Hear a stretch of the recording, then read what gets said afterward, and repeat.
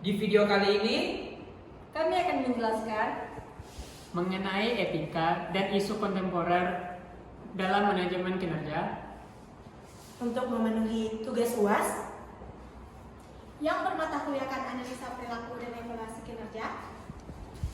saya Akbar Kurnia selaku moderator. saya Zahra Abdul Rizka selaku host. Saya Novel Gufron selaku narasumber 1.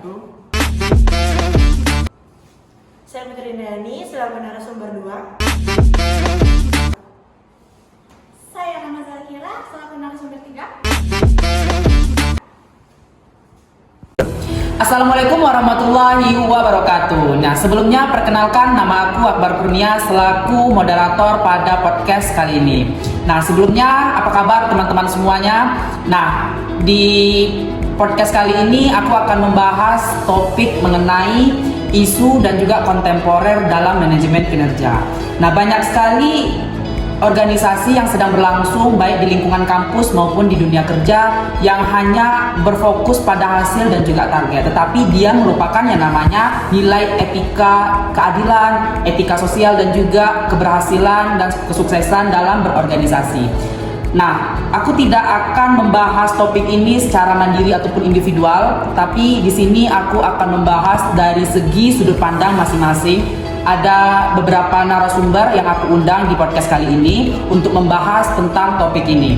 Nah, sebelum aku lanjut lebih dalam, alangkah baiknya di sini aku bersama host yang sangat cantik. Sebelumnya kita perkenalkan diri dulu kepada host kita satu ini. Oke, terima kasih Akbar. Sama-sama Zahra. Halo semuanya, di sini saya Zahra Abdul Rizka, saya selaku host pada podcast kali ini. Hari ini kita akan membahas secara santai tapi juga serius tentang bagaimana kinerja itu dinilai, bagaimana cara menetapkan target, dan bagaimana dampak itu bisa hadir dalam proses tersebut. Manajemen kinerja itu bukan hanya laporan keuangan atau kerja tahunan, tapi di dalam itu ada manusia, ada rasa keadilan, ada kendala, dan ada juga dampak panjang yang hadir dalam organisasi tersebut. Di sini kita akan membedah topik ini. Saya tidak akan sendiri, tapi juga ada beberapa narasumber yang akan membantu kita membahasnya. Yang pertama, ada narasumber pertama yaitu Novel Gufron.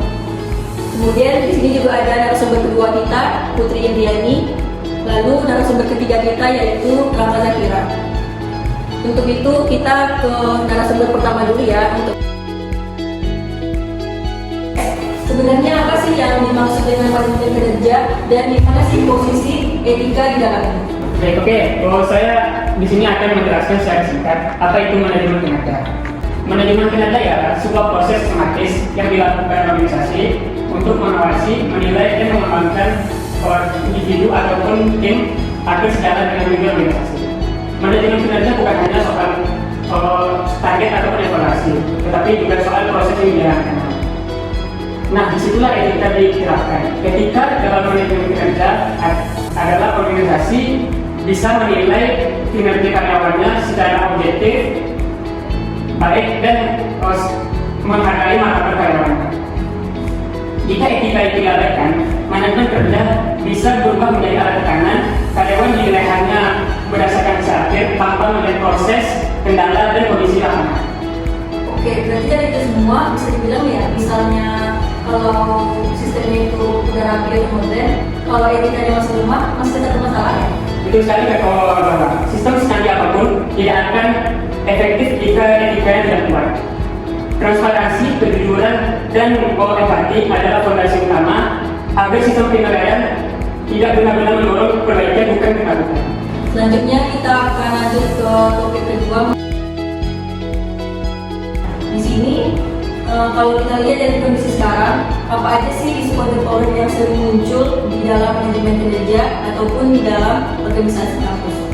Baik, mungkin di era sekarang atau di kondisi sekarang itu isu-isu kontemporer yang paling sering muncul itu adalah nilai kinerja yang hanya berfokus pada angka, bukan melihat situasi ataupun kondisi dan juga proses kerja seorang individu. Jadi di dunia kerja banyak organisasi yang menetapkan KPI itu secara sepihak dan juga tidak realistis. Akibatnya karyawan itu bekerja di bawah tekanan dan juga hanya mendapatkan atau untuk mengkejar mengejar target semata. Jadi kalau misalnya target itu tidak tercapai, maka misalkan itu pasti individunya bukan sistemnya.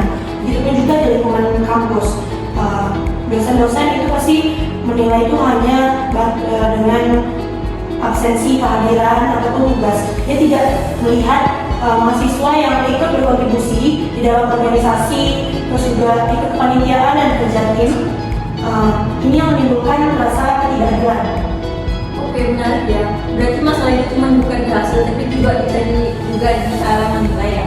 Berarti kalau dilihat dari sisi etikanya, apa sih dampak jangka panjang kalau isu ini dibiarkan? Baik, mungkin ini tuh dampaknya agak serius ya. Jadi secara individu bisa menimbulkan stres kerja, burnout, dan juga menurunnya motivasi. Terus juga kalau misalnya secara organisasi, terbentuknya budaya kerja yang tidak sehat, terus juga penuh tekanan dan toksik gitu. Terus juga dalam jangka panjang, organisasi mungkin beresiko kehilangan karyawan ataupun pekerja yang memiliki kinerja yang bagus gitu.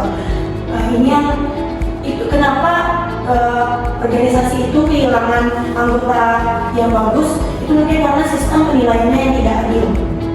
Kalau begitu, apakah sistem reward atau punishment itu juga termasuk isu etika dalam tentang kerja? Ya, sistem reward dan punishment itu sangat berkaitan dengan etika. Reward yang tidak transparan itu pasti dapat memicu kecemburuan dan juga rasa ketidakadilan. Punishment juga bermasalah jika hanya bersifat menghukum tanpa adanya pembinaan. Nah, secara etis itu penilaian kinerja seharusnya menjadi alat evaluasi dan pengembangan, bukan intimidasi. Oke, baik, itulah dia isu dari manajemen kinerja dan juga contoh nyatanya.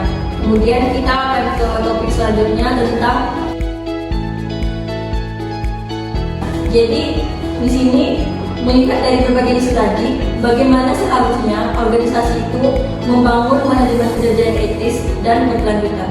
Oke, menurut saya organisasi itu perlu mulai membuat sarana mereka adalah pengelolaan kerja. Jadi bukan lagi sekedar soal kontrol administrasi, tapi lebih ke arah mengangkat individu yang ada di dalam organisasi itu sendiri. Manajemen kinerja yang etis itu kan seharusnya dibangun melalui proses yang melibatkan komunikasi pelanggan. Artinya, atasan bawahan itu tidak hanya bertemu di saat penggunaan ahli, tapi juga mereka tuh berdiskusi sejak awal misalnya tentang target, dan juga hal-hal penting. Dan target kerja pun seharusnya disusun secara realistis dan perspektif, bukan malah menjadi sepihak.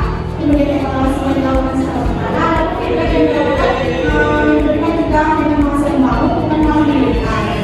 Nah, selain itu, organisasi itu juga perlu menyediakan kayak minimal seperti pelatihan dan pembinaan supaya karyawan itu benar-benar bisa berkembang. Itu berarti komunikasi sama empati itu jadi kunci utamanya ya? Nah, yang betul, komunikasi dan empati itu menjadi kunci utama dalam manajemen kinerja yang etis. Ketika atasan tadi kan mau memahami, mendengar, kemudian menyampaikan informasi dengan empati, kemudian proses penilaian kinerja itu tidak lagi terasa menentukan, melainkan bisa jadi peluang kebaikan untuk bersama.